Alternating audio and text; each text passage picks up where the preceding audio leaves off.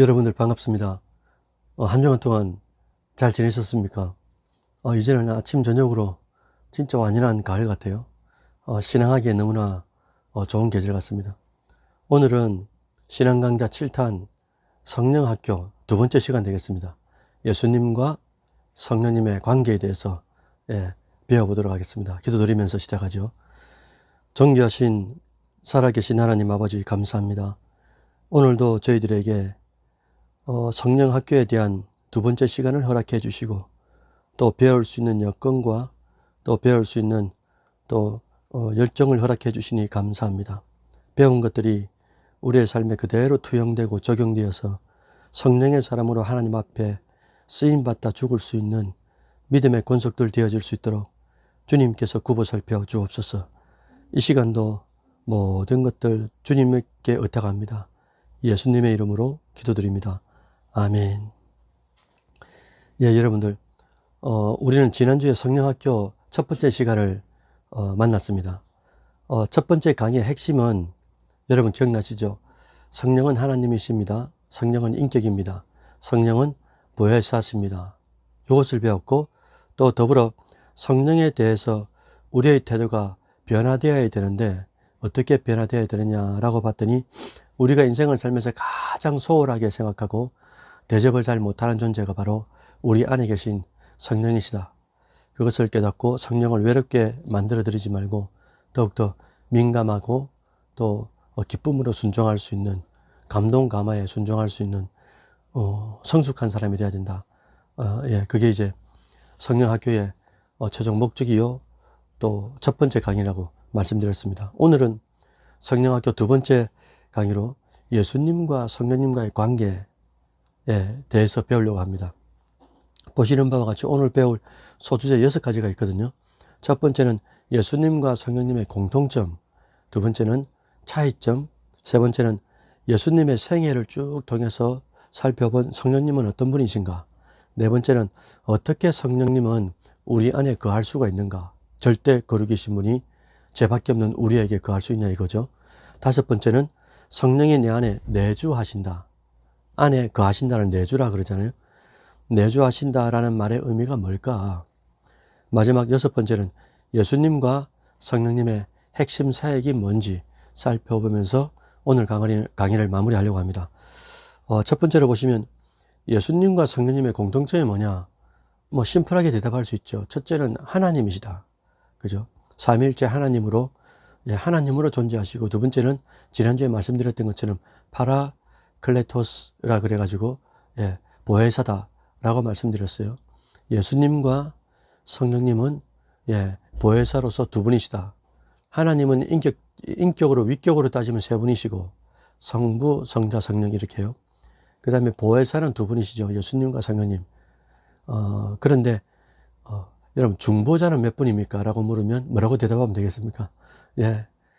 신성과 인성, 두 본성이죠. 그러니까 한 인격 안에 두 본성을 가지고 계신 분은 전무후무한 예수님밖에 없다라고 우리가 배웠습니다. 두 번째로 예수님과 성령님 이 두 분의 이제 차이점이 뭐냐라는 건데, 첫 번째는 하나님으로서 같지만 근데 하시는 사역이 다르다는 거죠. 그게 뭐가 다르냐 했더니 예수님은 대속을 위해서 대신 바칠 속자 아닙니까? 대신 바쳐지는 제물, 대속물이 되는 거죠. 그러니까 예수님의 최종적 목적은 대속물이 되기 위해 성육신을 하신 거죠. 육체를 가지고 오신 거죠. 근데 성령님은 육체가 없어요. 영이시죠. 그래서 영이시기 때문에 예수를 구원자로 믿는 그 심령 속에 각각으로 들어갈 수 있다는 거죠. 그래서 들어가셔서 하는 일이 뭐냐니까 거룩한 변화, 즉 성화의 사역을 도모하신다. 그래서 성자 예수를 닮게 하기 위해서 성령께서 우리 안에 들어오시고, 성령이 들어온 이 성도를 어떻게 해요? 성자가 닮는 성숙한 사람으로 성화시키는 분이 성령이시다. 그래서 예수님은 대속을 위하여, 성령님은 성화를 위해서 핵심적인 사역이 다르다라고 말씀드릴 수가 있습니다.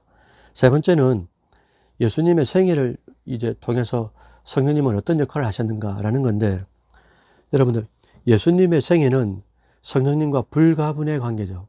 예, 떨어질 수가 없습니다. 예수님의 생애를 알면 알수록 우리는 예수님이 어떤 분이신지 알 수 있고, 또 성령은 또 어떤 사역을 하셨는지를 우리가 간파할 수 있게 되죠. 그 첫 번째는 예수님은 성령으로 잉태합니다. 이미 이 세상에 오기 전부터 이 마리아의 몸속에서 성령으로 잉태하죠. 여러분들, 성령으로 잉태하신 목적이 뭘까라고 물으면 뭐라고 대답하면 되겠습니까? 당연히 아담으로부터 내려온 유전된 원죄, 그죠? 이걸 죄의 전가를 하지 않습니까? 이 죄의 전가, 이것을 끊기 위해서 성령으로 잉태하셔야만 하는 거죠. 성령으로 임신해야만 합니다. 왜요? 아담과 하와, 이렇게 정자 난자가 만나가지고 생육법으로 태어난 모든 인간은 죄의 유전을 통해서 죄를 가지고 태어나잖아요. 그러니까 죄가 있는 사람은 다른 죄인들을 구원할 수 있는 구원자의 조건이 안 되기 때문에, 예, 그럴 수 없죠. 예수님은 어떻게 하는 겁니까? 그래서 성령으로 잉태해서 죄의 전간을 끊을 수 있도록, 예, 작업을 하셨다. 그래서 마태복음 1장 18절에 이렇게 기록합니다. 예수 그리스도의 나심은 이러하니라. 그 모친 마리아가 요셉과 정혼하고 동거하기 전에 성령으로 잉태된 것이 나타났다. 이렇게 표현하셨어요. 성령으로 잉태됐다. 왜 그런가 설명드렸습니다. 두 번째는 예수님의 생애를 통해서 성령을 발견할 수가 있는데, 두 번째는 예수님은 성령으로 세례를 받으셨다라는 거예요. 그 전까지는 30세까지는, 예, 사생애를 사셨죠. 요셉이라는 아버지하고, 예, 목수일을 했습니다. 그런데 하나님의 나라 공무원으로서 공생애를 시작할 때 제일 먼저 하신 하나님의 작업이 세례를 받는 거예요. 그것도, 예, 마태복음 3장 16절처럼 예수께서 세례를 받으시고 곧 물에서 올라오실새 하늘이 열리고 하나님의 성령이 비둘기같이 내려 자기 위에 임하심을 보시더니. 아멘. 결국은 하나님의 일은 어떻게 한다고요? 성령을 받아, 성령 세례를 받아서 사역을 할 수 있다라는 것을 표본으로 보여주고 있습니다. 그래서 예수님은 공생애를 하기 직전에 뭐 한다고요? 성령으로 세례를 받으신다. 그 다음 세 번째는 예수님은 성령의 충만함을 받아, 예, 모든 마귀의 시험들을 이기셨다라는 거예요. 그래서 누가복음 4장 1절로 2절에 보니까 예수께서 성령의 충만함을 입어 요단강에서 돌아오사 광야에서 40일 동안, 그 다음 구절이, 어절이 독특합니다. 성령에게 이끌리시며라고 되어 있어요. 성령에게 이끌리시며, 그 다음 또 보니까 마귀에게 시험을 받으셨지만 어떻게 하셨습니까?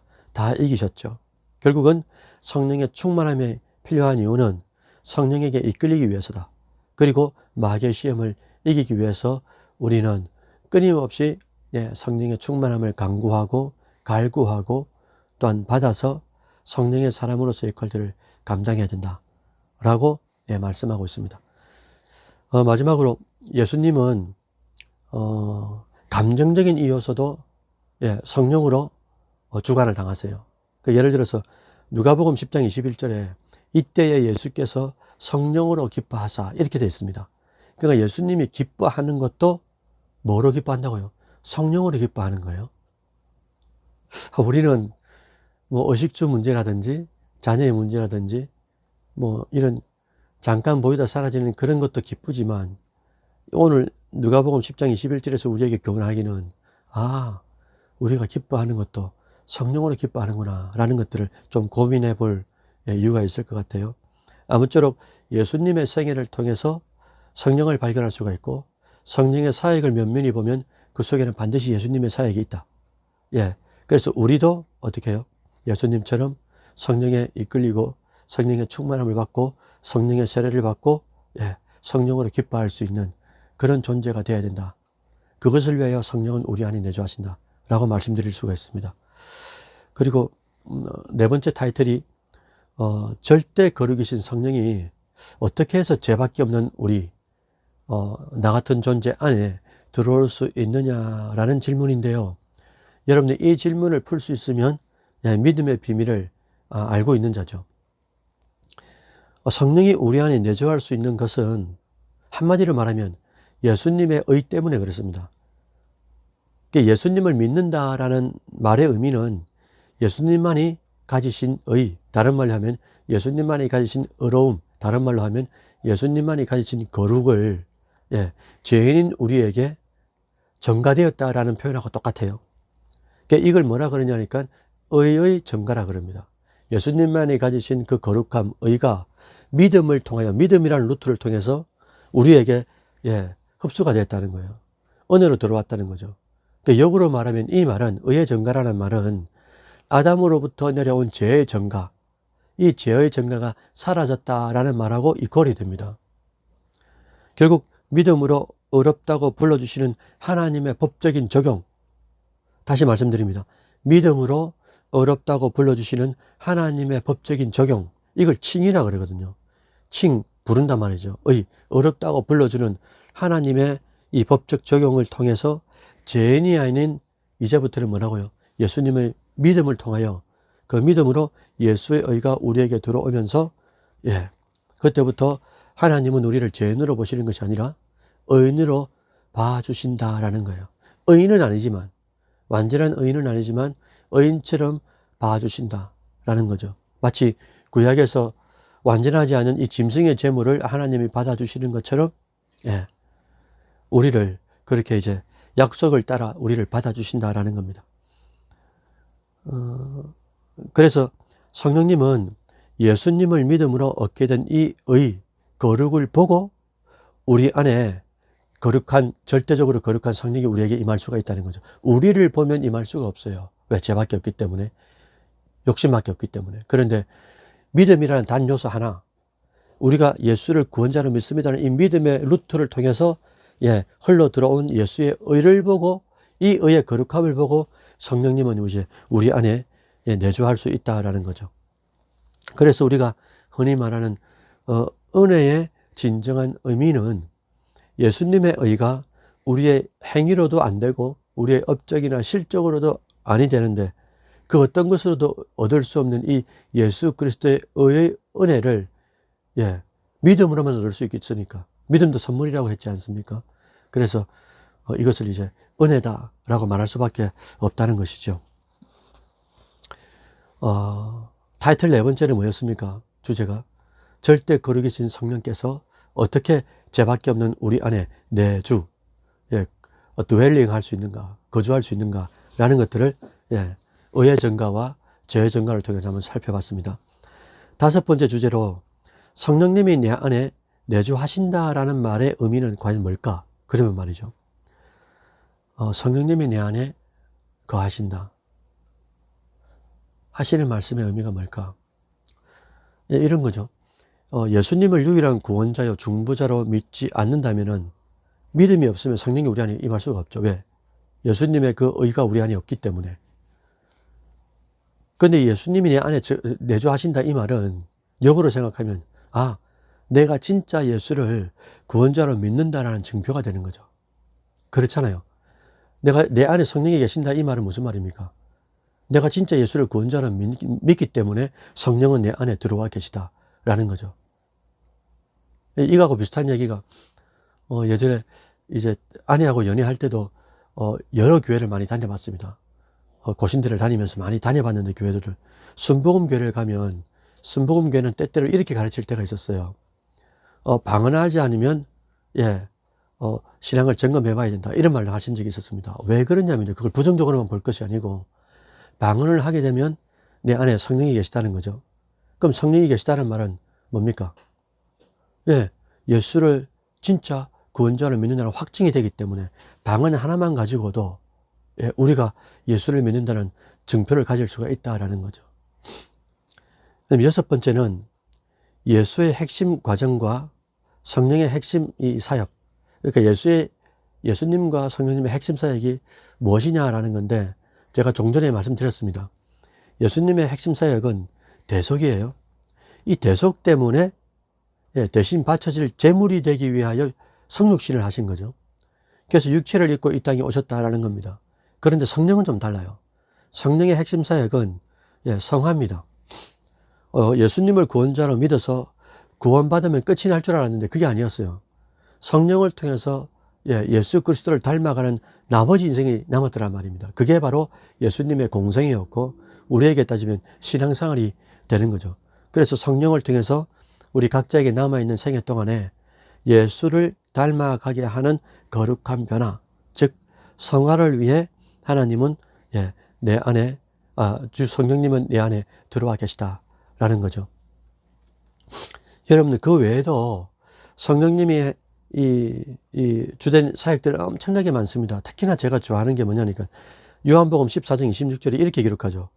모든 것을 생각나게 하시리라. 누가요? 성령께서 우리에게 오시면, 성령이 오시면 모든 것을 생각나게 하신다. 생각나게 하시는 은혜, 그걸 회상의 은혜라고 제가 이름을 붙여봤습니다. 그러니까 우리가 망각하고 잊어버릴 때가 많이 있는데 하나님께서는 어떻게 한다고요? 성령을 우리 속에 보내셔가지고 되새김질을 하게 하고 은혜가 은혜 되도록 생각나게 하시는 은혜를 우리에게 주시기도 한다.